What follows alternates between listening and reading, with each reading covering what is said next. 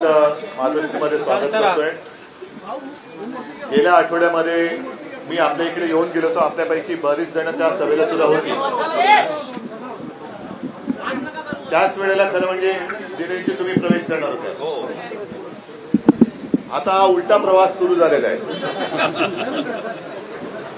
आजपर्यंत मी जे नेहमी सांगत आलो की तुम्ही भारतीय जनता पक्षातून आपल्याकडे आलात। भारतीय जनता पक्षाच्या कट्टर कार्यकर्त्यांना सांगितलं, तुमच्यामध्ये सगळा भेसळीचा कार्यक्रम सुरू झालेला आहे।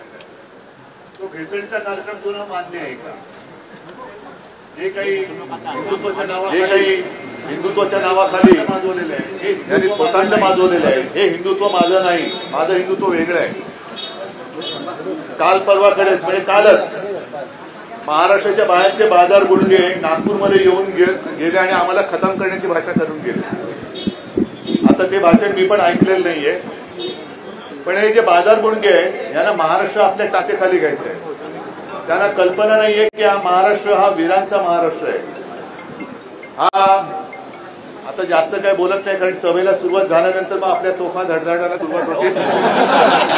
सगळ्याच आता बोललो तर मग सभेत काय बोलणार, पण आपल्याकडे बोलण्यासारखं खूप आहे। पण काल जे बाजार गुडघे हा शब्द मी मुद्दामून वापरतोय, कोणतं तुम्ही तुमच्या लक्षात आला असेल, मला वाटतं नागपूरला येऊन गेला हा बाजार गुडघा।